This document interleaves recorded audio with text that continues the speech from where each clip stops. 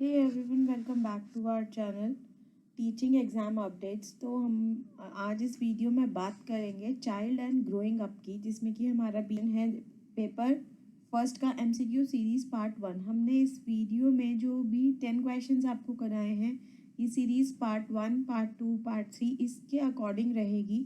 तो इसकी एक मैं अलग आपको प्लेलिस्ट दे दूँगी, आप वहाँ से सर्च करके अपनी मतलब इसमें एमसीक्यूज में आपको प्रिपेयर करवाऊंगी, तो आप वहाँ से कर सकते हैं। चलिए बात करते हैं फर्स्ट क्वेश्चन की। चाइल्ड सेंटर्ड पेडागॉजी मीन्स, इसमें आपसे पूछा गया है बाल केंद्रित शिक्षा शास्त्र का मतलब क्या होता है। इसमें आपको 4 ऑप्शंस मिलेंगे जो कि मैं आपको बताऊंगी, एंड आपको करेक्ट आंसर वीडियो को पॉज करके अपना कमेंट बॉक्स में ज़रूर देना। इससे आपको पता चल जाएगा कि आपने प्रिपरेशन कितनी की है। फर्स्ट है asking the childrens to follow and imitate the teacher, giving primacy to children's voice and their activity active participation. C point है letting the children be totally free, और डी पॉइंट है giving moral education to the children. इसमें आपसे normal यही पूछा गया है कि किस तरीके से अपने बच्चों को टीचर्स किस तरीके से फॉलो करते हैं। Asking the children to follow and imitate the teacher, बच्चों से पूछा जाता है जैसे कि बच्चों का पालन करें और शिक्षा की नकल करने की लिए जैसे टीचर कर रही है उसके अकॉर्डिंग ही बच्चे को करना है। इसमें सेकंड पॉइंट है बच्चों की आवाज़ और उनकी सक्रिय भागीदारी को प्रमुखता देना, जो बच्चा कर रहा है उसको प्रायोरिटी देना कि हाँ वो चीज़ सही है, बच्चा सही कर रहा है या कर रही है। सी पॉइंट है बच्चों को पूरी तरह से मुक्त होने देना, मतलब जो बच्चा करना चाह रहा है वही होने दें, मतलब बच्चे को ना टोका जाए ना रोका जाए, जैसा बच्चा कर रहा है वो सही है। और लास्ट पॉइंट है बच्चों को नैतिक शिक्षा देना, या बच्चों को जो मॉरल एजुकेशन दी जाती है वो दी जाए, वो बेस्ट है। इसमें से जो करेक्ट ऑप्शन है हम बात कर लेते हैं। करेक्ट ऑप्शन है बी का, जिसमें कि आएगा बच्चों की आवाज़ और उनकी सक्रिय भागीदारी को प्रमुखता देना, giving primacy to children's voice and their active participation. इसमें ये फर्स्ट सेकंड पॉइंट करेक्ट है। ठीक है, चलिए बात करते हैं सेकंड क्वेश्चन की। Dash is not a life long process, कौन सा डैश जीवन भर की प्रक्रिया नहीं है। ये जो 4 ऑप्शंस हैं इसमें से आपका ये बताना है आपको कि लाइफ लॉन्ग प्रोसेस कौन सा नहीं है जो पूरे जीवन भर नहीं चलेगा। ग्रोथ, डेवलपमेंट, या ये दोनों, सी पॉइंट है ये दोनों का, या इन तीनों में से कोई भी नहीं। विकास, विकास ये दोनों चीज एक ही है, ये दोनों का एक इंक्लूड करना है, या ऊपर में जो तीनों ऑप्शंस हैं ये कोई भी नहीं है। देखिए नॉर्मल है, लाइफ लॉन्ग प्रोसेस क्या होता है पहले ये समझ लीजिए। अगर आपको वो चीज़ समझ में आ जाती है हमारी ग्रोथ किस एज तक होती है, हमारा मेंटली डेवलपमेंट किस एज तक होता है, वो चीज़ आपको समझ में आ जाएगी, इसका आंसर देना बहुत ईजी है। आई होप आपने अपना आंसर कमेंट्स में या अपनी नोटबुक में लिख लिया होगा। चलिए बात करते हैं, ये है विकास, ग्रोथ। जो ग्रोथ है वो एक पीरियड तक होती है, उसके बाद वो ग्रोथ नहीं होती है। तो ग्रोथ एक लाइन, ये नहीं है कि आपकी लाइफ लॉन्ग जब तक आप जी रहे हैं, जिंदा हैं, तब तक वो होती रहेगी, नहीं, एक टाइम पे आके वो रुक जाती है। ठीक है, चलिए बात करते हैं थर्ड क्वेश्चन की। Family plays dash role in socialization of the child, परिवार बच्चे के समाजीकरण में डैश भूमिका निभाता है। जो फैमिली है वो सोशलाइज एक बहुत इम्पोर्टेंट रोल अपने बेबी के, अपने बच्चों के जीवन में उसको निभाती है। उसका तो हम पॉइंट्स पढ़ लेते हैं। एन एक्साइटिंग, बी है सेकेंडरी, सी है अ प्राइमरी, डी है नॉट सो इम्पॉर्टेंट। एक रोमांचक, एक माध्यमिक, एक प्राथमिक, एक इतना महत्वपूर्ण नहीं। इसका क्या आंसर होगा। देखिए ये हर कोई जानता है फैमिली कितना इम्पोर्टेंट रोल है अपने बेबी के, अपने बच्चों के जीवन में। तो सोशलाइज करना, एक बेबी सोशलाइज करता है अपना जो भी चीज़ें सीखता है वो क्या है, उसकी मेन प्रायोरिटी है, वो बच्चा कहाँ से सीख रहा है, फैमिली से सीखता है। कुछ भी सीखता है फैमिली से सीखता है कि उसके मम्मा क्या कर रही हैं, उसके पापा क्या कर रहे हैं, उसकी फैमिली क्या कर रही है। तो बच्चा वहाँ से सीख के उसका जो डेवलपमेंट होता है, माइंड का डेवलपमेंट होता है, ग्रोथ होती है, वो चीज़ वहीं से होती है। तो इसका सही आंसर है प्राइमरी, प्राथमिक। सबसे पहली प्रायोरिटी होती है फैमिली। ठीक है, थर्ड देख लेते हैं, फोर्थ देख लेते हैं। Dash views children as active builders of knowledge and little scientist who construct their own theory of the world. इसमें हिंदी में पढ़ते हैं, डैश बच्चों को ज्ञान के सक्रिय बिल्डरों और छोटे वैज्ञानिकों के रूप में देखता है जो दुनिया के अपने सिद्धांतों का निर्माण करते हैं। बच्चे किस तरीके से, ये लिखा है इसके अंदर, बच्चे किस तरीके से देखते हैं कि एक नॉलेज कंस्ट्रक्ट कर रहे हैं, किस तरीके से बना रहे हैं, जो and little scientist who construct their own theory of the, वो एक छोटे से कह सकते हो आप साइंटिस्ट बन जाते हैं जो अपने माइंड में हर चीज़ को बुनते रहते हैं। मतलब बच्चे जो देख रहे हैं वो समझ रहे हैं, उनसे क्या थ्योरी बना रहे हैं, क्या कर रहे हैं, वो कौन कहता है, क्या बताता है।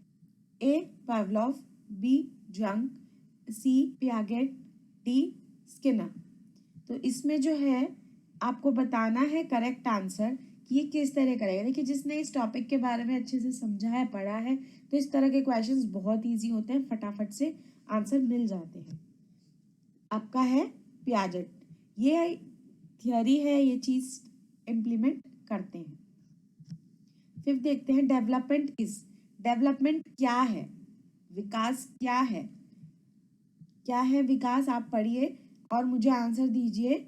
ए maturation, B learning, C synthesis of ability, D all of above. इसमें से मैच्योरेशन क्या है, मतलब डेवलपमेंट किसे बोलते हैं, क्या चीज़ को आप डेवलपमेंट से आइडेंटिफाई कर रहे हैं, तो वो चीज़ यहाँ पे आपको बतानी है। 1 सेकंड का पोज लीजिए, फटाफट आंसर दीजिए। आंसर करेक्ट है। ये सब चीज़ें डेवलपमेंट में इंक्लूड की जाती हैं। ये सारी चीज़ डेवलपमेंट की जो डेफिनेशन है उसमें बताई जाती है कि किस तरीके से डेवलपमेंट को हम आइडेंटिफाई करते हैं कि प्रॉपर डेवलपमेंट हुआ है या नहीं हुआ है, या किस तरीके से हम देखते हैं कि ये बेबी प्रॉपर डेवलप्ड है या नहीं, माइंड डेवलप्ड है या नहीं। 6th पढ़ लेते हैं। Social development of an infant depends on. जो सोशल डेवलपमेंट होता है एक बच्चे का, किस पे निर्भर करता है, शिशु का सामाजिक विकास इस पर निर्भर करता है। His chance of interaction with others, वो किसी और से इंटरेक्ट कर रहा है उस पर निर्भर करता है।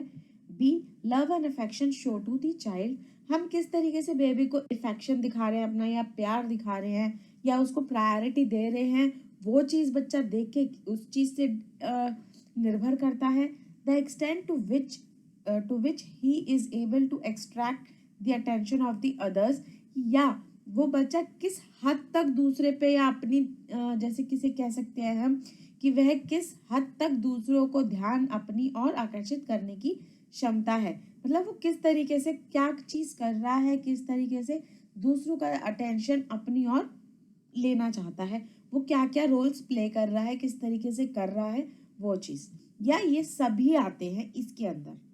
तो सही आंसर क्या है, जल्दी से देख लेते हैं। ये सब कुछ आता है एक बच्चे के विकास में, जो निर्भर करता है किन चीज़ों पे, इन चीज़ों पे। अगर बच्चा ये तीनों पॉइंट्स करता है तो वो एक निर्भर करता है, ये मतलब बन जाता है कि अगर ये चीज़ें कर रहा है तो एक वो सोशल डेवलपमेंट में अटैच है, एंड वो निर्भर होके अपना विकास कर रहा है, डेवलपमेंट हो रही है उसकी। 7th पढ़ लेते हैं। All humans contain dash chromosomes, किस तरीके से सभी मनुष्य में डैश गुणसूत्र होते हैं, कितने होते हैं ये हमें बताना है। 26 होते हैं, 36 होते हैं, 46 होते हैं, या 42 होते हैं। चलिए देखते हैं इसका आंसर। 46 होते हैं। 8 the limit of growth is fixed by, जो ग्रोथ की लिमिट होती है वो किस तरीके से फिक्स्ड की जाती है, विकास की सीमा निर्धारित की गई है। एक जैसे डेडलाइन होती है ऐसे ही एक फिक्स्ड होती है कि इसी एज तक या इसी चीज से आपकी जो ग्रोथ है वो बढ़ेगी। तो वो क्या है वो पढ़ लेते हैं। इसके ऑप्शंस हैं 4। फर्स्ट है internal factor of the organism, second है न्यूट्रिशन एंड एक्सरसाइज, थर्ड है both of these, and D है लास्ट है नन ऑफ द अबव।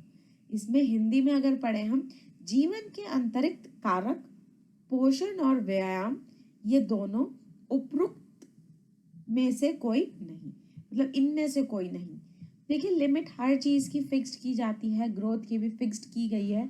हमने प्रीवियस वीडियो में पढ़ा था कितना है, कैसे होता है ये। इसका सही आंसर है internal factor of the organism, जीव के अंतरिक्त कारक। जो इंटरनल फैक्टर्स होते हैं ऑर्गेनिज्म के, उससे हम फिक्स्ड करते हैं, लिमिट बनाते हैं ग्रोथ की। बी पढ़ लेते हैं। By dash we mean physical changes, dash द्वारा हम शारीरिक परिवर्तन मतबल है। इसका क्या मतलब है, मतलब फिजिकल चेंजेस हम कब देखते हैं। वी मीन फिजिकल चेंजेस क्या है, डेवलपमेंट, मैच्योरेशन, ग्रोथ और या ये सारे सभी। इसमें हमें ये बताना है। देखते हैं answer. Growth, by growth we mean physical change. Growth से हमें समझ में आता है कि हमारी फिजिकल बॉडी जो है, फिजिकल अपीयरेंस बदल जाता है।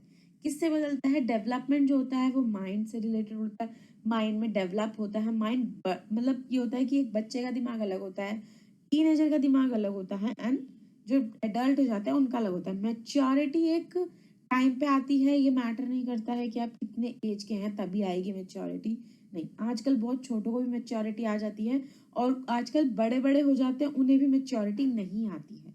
तो हम उससे फिजिकल अपीयरेंस नहीं बता सकते हैं। बट एक ग्रोथ ऐसा है, हमारा जो बॉडी का स्ट्रक्चर है वो बढ़ता है, तो हमारी फिजिकल चेंज पता चल जाती है कि हमारी ग्रोथ हो रही है। डी लास्ट पॉइंट है, लास्ट क्वेश्चन है 10th। In which of the following stages child looks self centred, इनमें से कौन से ऐसे निम्नलिखित चरणों में से कौन सा बच्चा आत्म केंद्रित दिखता है। ए है इन्फेंसी, बी है अर्ली चाइल्डहुड, सी है एडोलेसेंट, डी है अडल्टहुड। मतलब इनमें से आपको बताना है किस तरीके से बच्चा कौन सी स्टेज में अपने आप को सेल्फ सेंटर्ड देखता है। जल्दी से आंसर दीजिए, बहुत इजी आंसर है इन्फेंसी।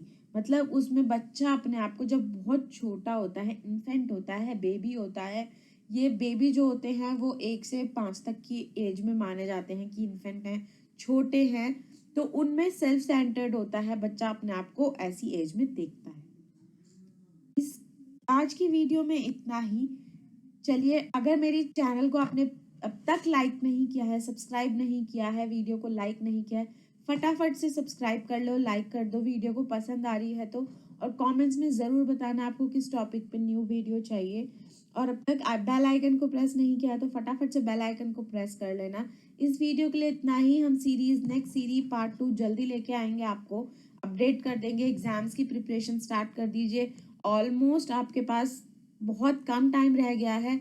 हर यूनिवर्सिटी के ऑलमोस्ट एग्जाम स्टार्ट होने ही वाले हैं, कुछ के हो रहे हैं, कुछ के होने वाले हैं। तो फटाफट से अपनी प्रिपरेशन को स्टार्ट कर दीजिए। मैं यहाँ एमसीक्यू इस स्टेज पे इसलिए लेकर आई हूँ जिससे कि आप अपने एमसीक्यूज अच्छे से पढ़ सकें, अपनी लेवल टेस्ट कर सकें कि आपका कितना लेवल हो चुका है या कितने आप एग्जाम देने के लिए प्रिपेयर हैं। इस वीडियो के लिए इतना ही। चलिए, बाय बाय।